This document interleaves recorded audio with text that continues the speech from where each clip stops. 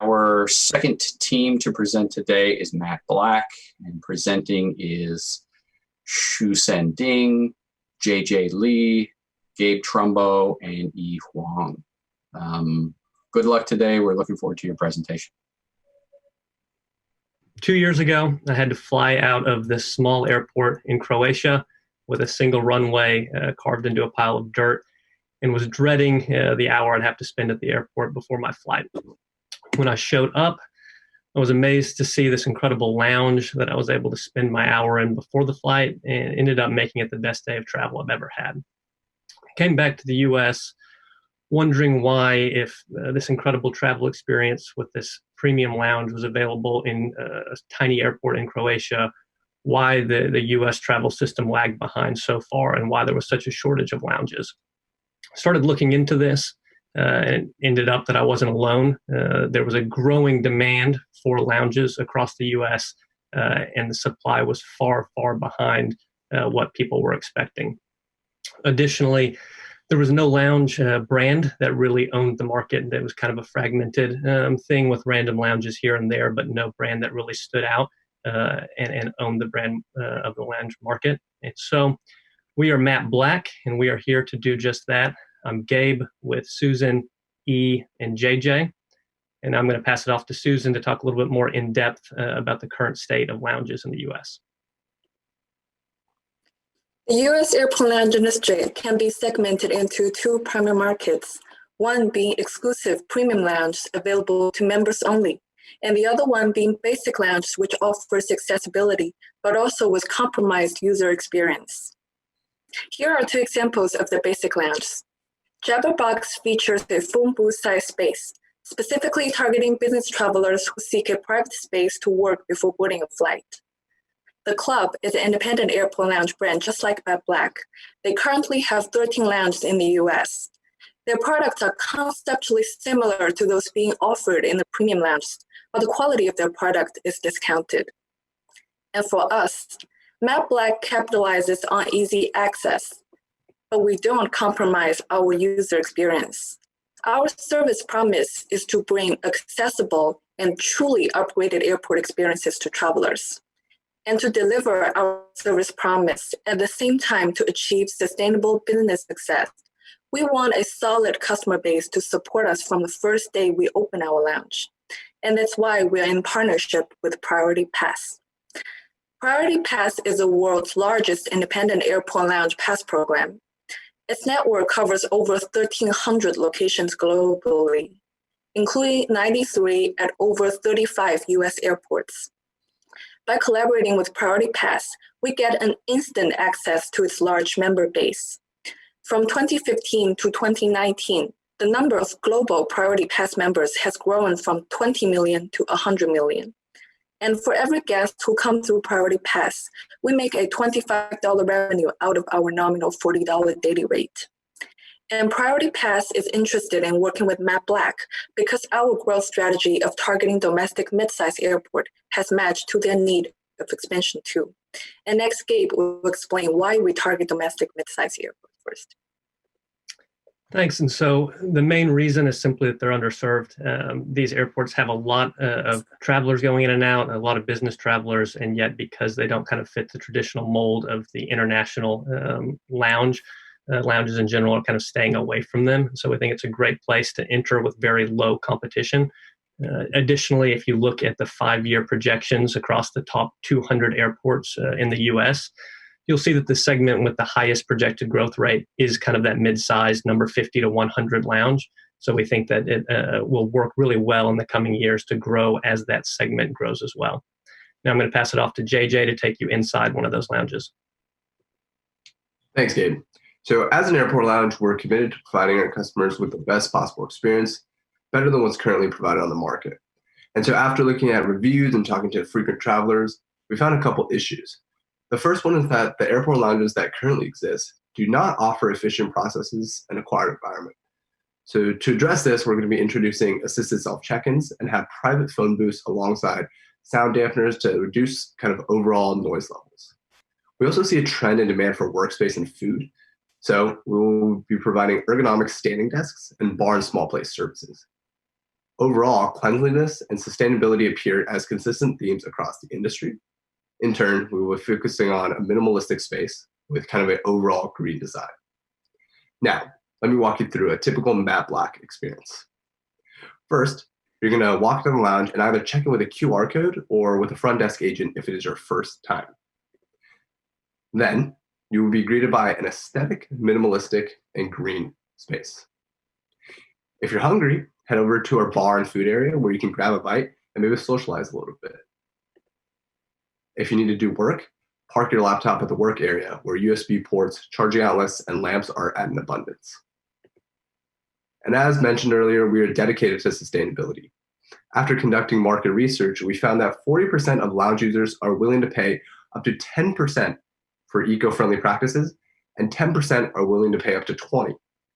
So to practice these efforts, we'll be using reusable silverware and plates. Our lighting and windows will be energy efficient. All of our menu items will be seasonal, and all of the leather in our space will be vegan. Live plants will also be used in each lounge to freshen up the atmosphere. We plan on putting the first one in the Northwest Arkansas Regional Airport.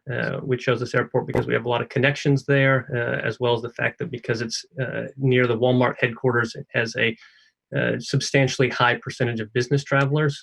Also, you can see in the chart that the growth is very high right now at the airport. We've had multiple conversations with the director of development there, and if you see on your screen, the green star is a 1,700 square foot part in the terminal that they've set aside for lounge development.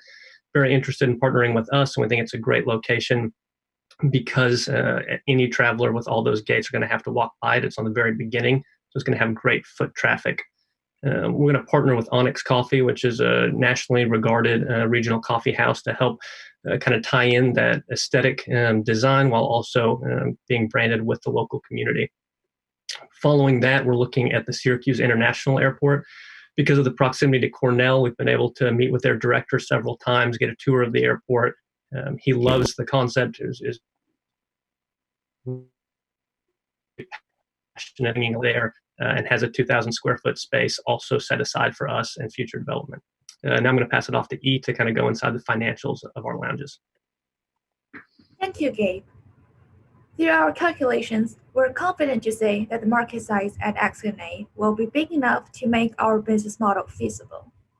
We have break down our customers to the 3 segments: the first-class travelers with priority pass, the coach travelers with priority pass, and all other travelers who do not receive airport lounge services but may need it due to unexpected incidents such as flight delay, or they simply fly in and out of the airport a lot.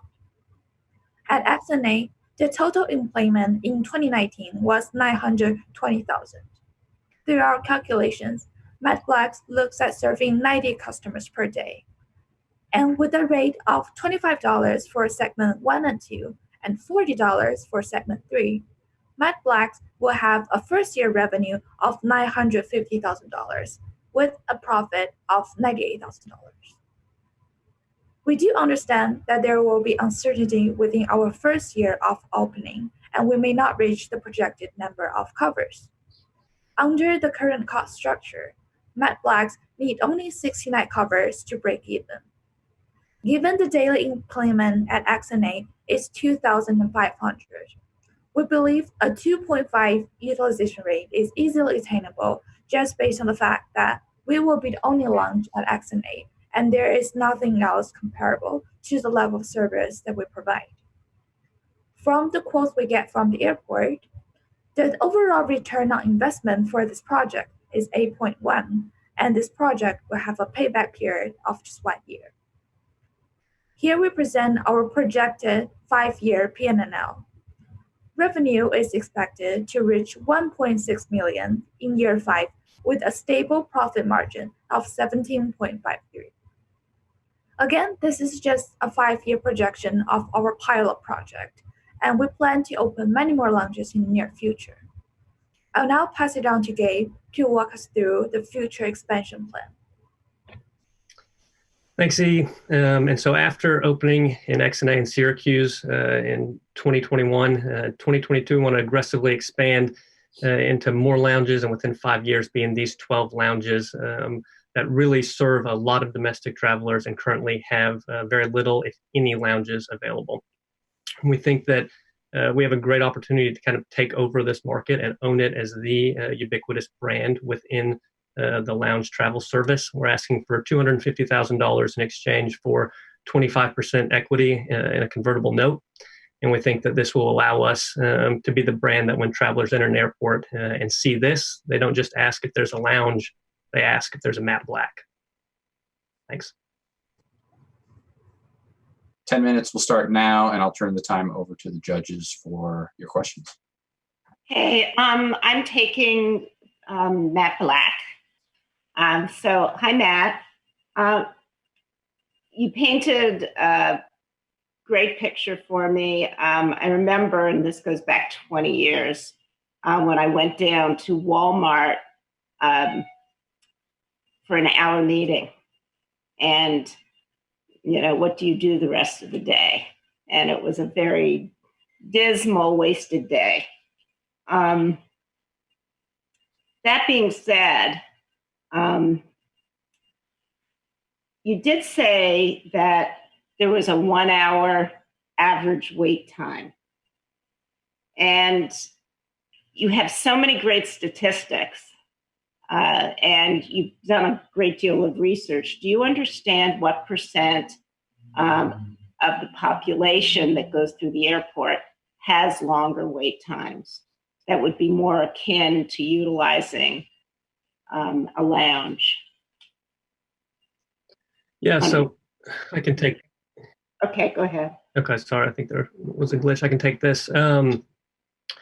So kind of two parts to that. A lot of research of when travelers are most likely to use lounges are kind of the shorter pre-flight. So I think even if it is only an hour, people want to use the lounge even for 30 or 45 minutes before the flight. So they really don't need a longer arrival time to utilize it.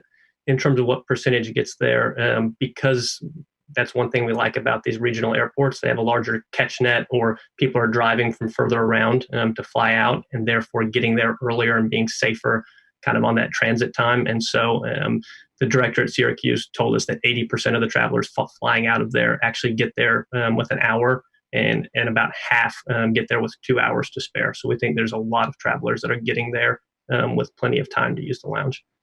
Mm-hmm. I think that's really important, because I would imagine at 25 or 40%, that possibly would help you focus your market, as to who would be willing to spend the money rather than be given that under priority pass.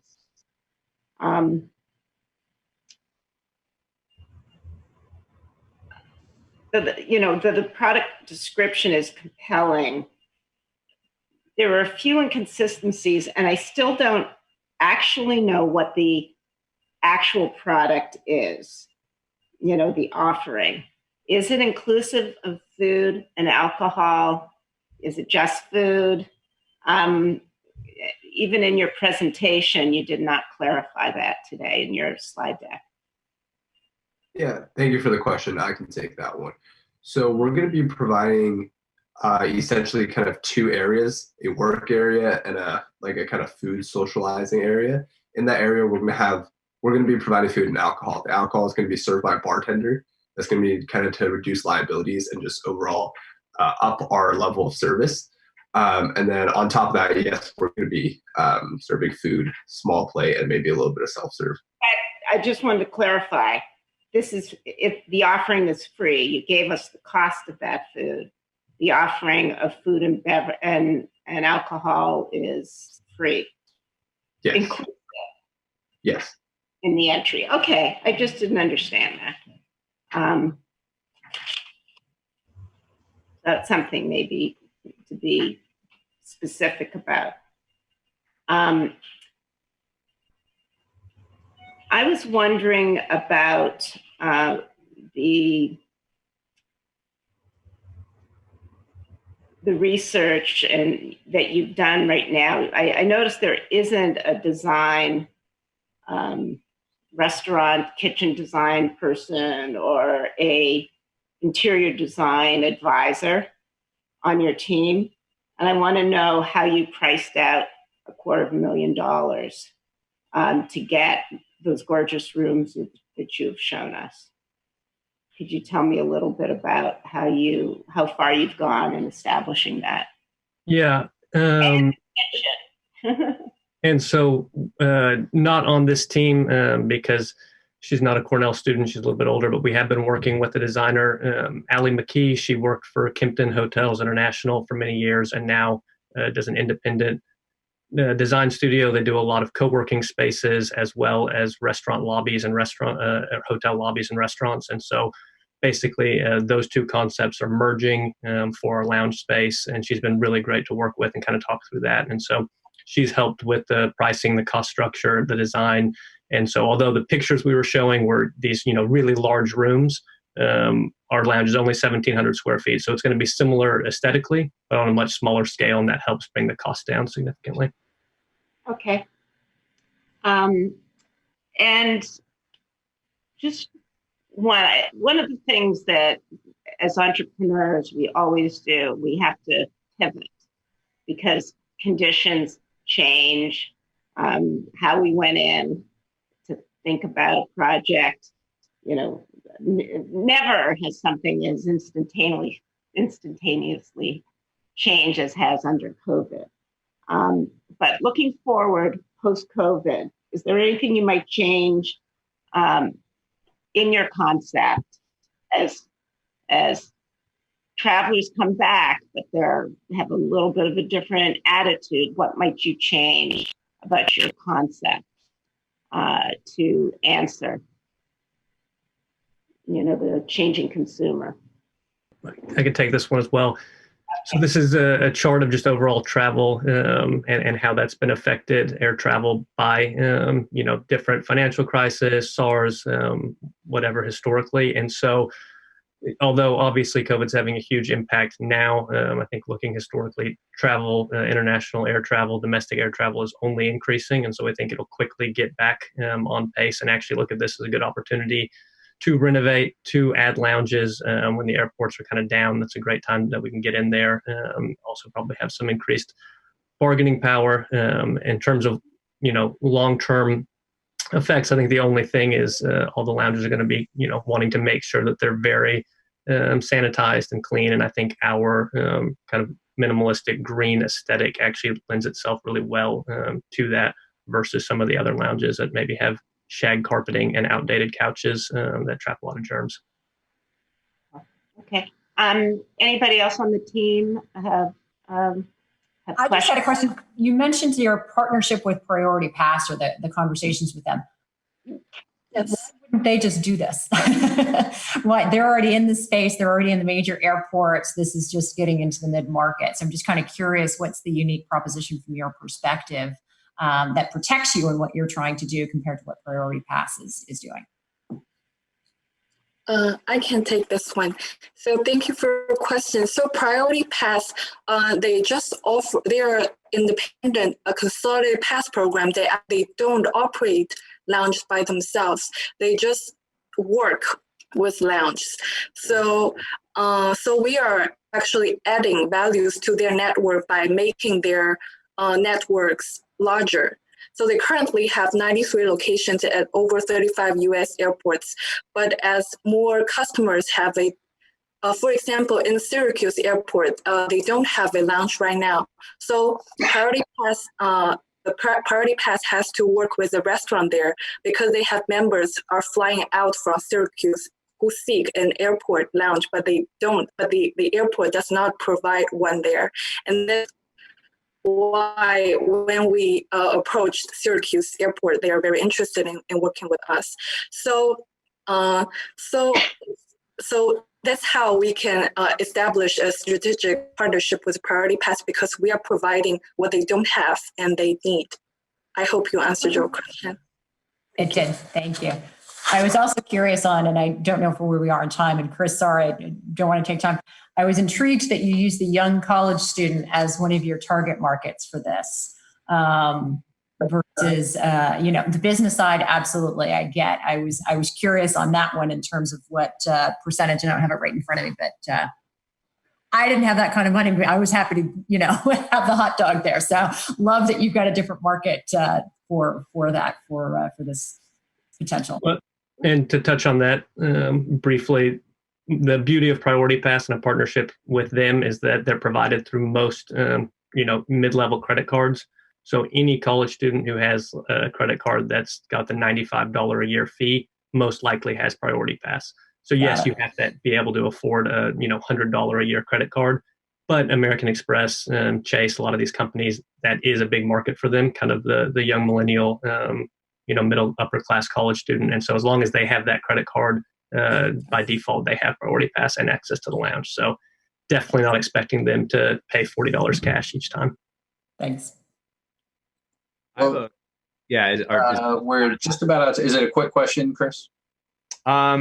Yeah, real quick. So you guys are paid from Priority Pass, not from the actual users who come into Matt Black. Is that correct? Correct. If they're using Priority Pass, we model it where the overwhelming majority are using Priority Pass for that $25. However, it's still available at the $40 day rate for anyone to walk in and pay that. But so when someone walks in who has Priority Pass, they still are paying $25 to access at that point? No. Okay. No, they aren't paying anything. It's free for them to access. Priority Pass then reimburses us $25. Okay. What's in it for Priority Pass? That seems like they could quickly spend that $90. Charge a membership. What? So they charge a membership fee to in any of their members. So their members are paying Priority Pass, $200, $500 a year for access to this. Or in the case of the credit card with American Express, American Express is paying them a huge sum to give this feature out across all of their users. And so that's how they're generating revenue. I thought you said it was $100. That got me confused. So the $100 is the price for like an American Express credit card that normally comes with Priority Pass. Oh, I see. And so the reason they're able to do that cheaply is because, the American Express has millions of users. Not all of them are using the lounge. So there's going to be some power users who are, spending $1,000 worth of that $100, and losing the money. But by and large, it's still a good deal for them. Okay. Great. Well, thank you very much, judges, for your questions. Team, thank you for your thoughtful answers. Thank you. Well done. Perfect. Thanks, guys. Thank you.